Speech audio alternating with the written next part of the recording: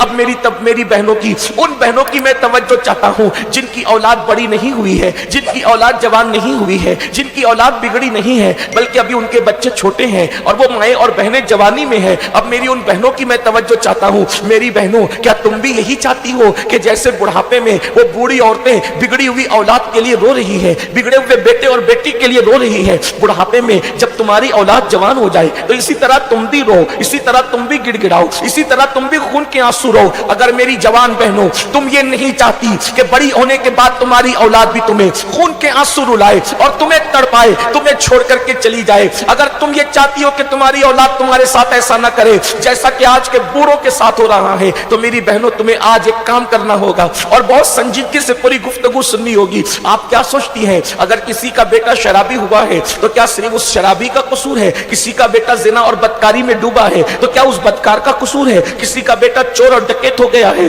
تو کیا اس میں جو ہے اس چور اور ڈاکو کا صرف قصور ہے؟ نہیں نہیں, ان کا قصور تو ہے اور ضرور ہے, لیکن اس سے زیادہ قصور ان ظالم ماں باپ کا ہے جنہوں نے اپنی جوانی میں جب ان کے بچے چھوٹے تھے تو اس وقت ان کی تربیت کی طرف دھیان نہیں دیا, اس وقت ان کی تربیت کی کوشش نہیں کی, اس وقت ان کو سنوارنے کی کوشش نہیں کی. باپ پورا دن کاروبار پر رہا اور کام کرتا رہا اور پیسے کماتا رہا, اور جب شام کو آتا تھا تو ٹی وی کھول کر کے بیٹھ جاتا تھا یا اپنے دوستوں میں گپے شپے کرنے بیٹھ جاتا تھا, گپ شپ لگانے بیٹھ جاتا تھا, اور ماں پورا دن کچن میں گزار دیتی تھی اور رشتہ داروں میں صرف کر دیتی تھی. اپنے بچوں کی تربیت کی طرف دھیان نہیں دیا, اپنے بچوں کی تربیت کی طرف توجہ نہیں دی, تو آج وہ بوڑھی مائیں اور بوڑھے باپ خون کے آنسو رو رہے ہیں. اے خاتون جنت کی کنیزوں, ابھی پالا تمہارے ہاتھ میں ہے, ابھی موقع تمہارے ہاتھ میں ہے کہ تمہارے بچے چھوٹے ہیں, اب تم اس منزل سے بچنا چاہتی ہو تو میرا یہ مشورہ ہے, سنی دعوت اسلامی کے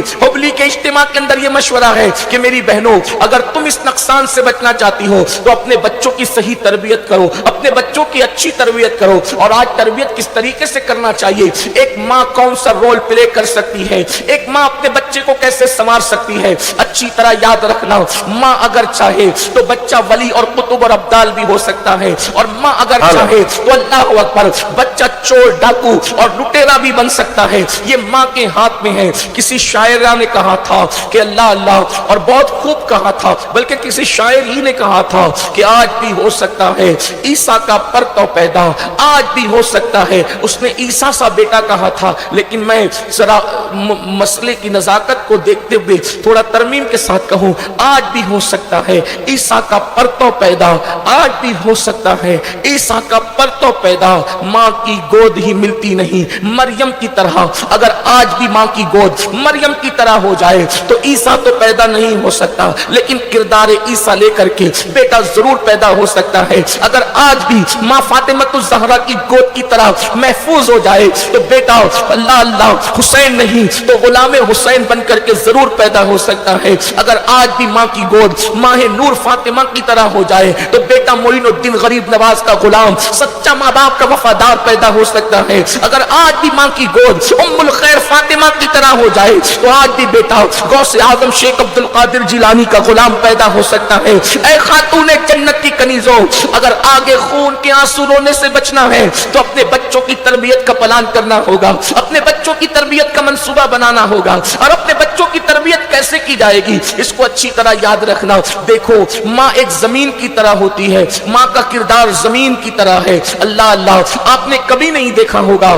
کہ زمین خراب ہو تو اس خراب زمین میں کبھی اچھی فصل آ جائے. یہ بات یاد رکھنا. اگر ماں گانے سنے گی اور ماں گانے گنگنائے گی تو بیٹا کبھی نیک اور متقی نہیں ہو سکتا. ماں اگر مردوں سے بے پردہ گفتگو کرے گی, مردوں سے بے پردہ بات چیت کرے گی, فون پر لمبی لمبی گفتگو اجنبی مردوں کے ساتھ کرتی رہے گی تو بیٹا کبھی بھی نیک اور پرہیزگار نہیں ہو سکتا. ماں اگر اپنے شوہر سے جھگڑا کرے گی, یعنی ماں باپ میں جھگڑا ہوگا, تو اولاد کبھی بھی جو ہے وہ شریف نہیں ہوں گے. ماں باپ کو جھگڑا کرتے دیکھ کر اولاد بھی جھگڑا کرے گی. میری بہنوں یاد رکھنا, اگر تم صدقہ نہیں کرو گی تو تمہاری اولاد اللہ کی راہ میں دینے والی نہیں بنے گی بلکہ وہ لوٹنے والی بنے گی. اے میری بہنوں, اگر تم گالی دو گی تو تمہاری اولاد تم کو سن کر کے گالیاں دے گی. اگر تم سیریل میں زنا کے مناظر مناظر دیکھوگی تو تمہاری اولاد بھی وہ زنا کے مناظر بچپنے میں دیکھ کر جوان ہو کر کے پھر وہ بھی بدکاری کرتے نظر آئیں گے۔ اے خاتون جنت کی کنیزوں، آج اگر بیٹیاں کسی غیر کا ہاتھ پکڑ کر کے بھاگ رہی ہے تو کس نے کوچنگ کی تمہاری بچیوں کی بھاگنے کے لیے؟ کس نے ذہنی تربیت کی تمہاری بچیوں کی بھاگنے کے لیے؟ تمہاری بچیوں کو آوارہ پن پہ کس نے ابھارا؟ یقیناً تمہارے گھر کوئی آیا تو نہیں، کوئی سمجھانے کے لیے تو نہیں آیا، کوئی بگاڑنے کے لیے نہیں آیا، کوئی بدکاری پہ اکسانے کے لیے نہیں آیا، پھر آخر کون سی چیز تھی؟ تو یہ بات یاد رکھنا، اولاد کو بگاڑنے میں اس وقت جو سیریل رول ادا کر رہے ہیں اتنے زہریلے ہیں یہ سیریل، یہ دیکھنے میں تو بظاہر بہت دلچسپ ہے لیکن یہ ہمارے گھروں کو آگ لگا رہے ہیں، ہمارے گھروں کو تباہ کر رہے ہیں، ہمارے گھروں کو برباد کر رہے ہیں۔ اے خاتون جنت کی کنیزوں، ایک نرم پہلو تمہارے دل و دماغ میں ڈال دیا گیا، یہ سیریل تو گھریلو سیریل ہے، اس میں تو گھریلو کہانی بتائی جاتی ہے۔ پھر اس کے بعد کچھ لوگ کہتے ہیں یہ تو پاکستانی سیریل ہے، یہ تو فلاں ملک کے سیریل ہے، اس میں تو اسلام بھی بتایا جاتا ہے۔ سن لو، ہمیں سیریلوں سے اسلام سیکھنے کی ضرورت نہیں، ہمیں سیریلوں سے دین سیکھنے کی ضرورت نہیں۔ دین سکھائیں گے وہ لوگ جو نچنیے ہیں، دین سکھائیں گے وہ لوگ جو گویے ہیں، دین سکھائیں گے وہ لوگ جو اسکرین پر آ کر کے زنا کرتے ہیں۔ ہمیں سیریلوں سے دین سیکھنے کی ضرورت نہیں، ہمیں دین سکھانے کے لیے محمد رسول اللہ کی ذات کافی ہے، ہمیں دین سکھانے کے لیے اصحاب مصطفیٰ کی ذات کافی ہے، ہمیں دین سکھانے کے لیے اہل بیت کی ذات کافی ہے، ہمیں دین سکھانے کے لیے غوث و خواجہ کی ذات کافی ہے، ہمیں دین سکھانے کے لیے صوفیاء کی ذات کافی ہے۔ ہم سیریل سے دین سیکھ رہے ہیں۔